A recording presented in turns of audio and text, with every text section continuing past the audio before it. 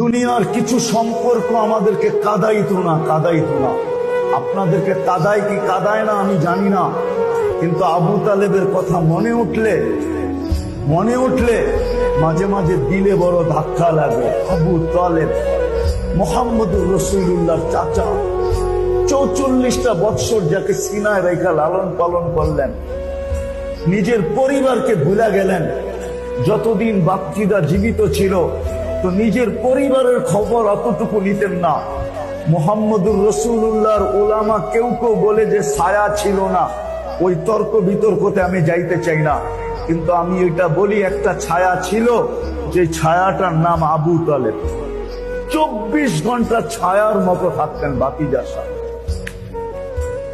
এর কথা মনে উঠলে দিলের ভিতরে মাঝে মাঝে কাদা, দিলের ভিতরে মাঝে মাঝে কেমন জানি লাগে। হুজুর সাল্লাল্লাহু আলাইহি ওয়াসাল্লাম আমার আব্বা আম্মার কথা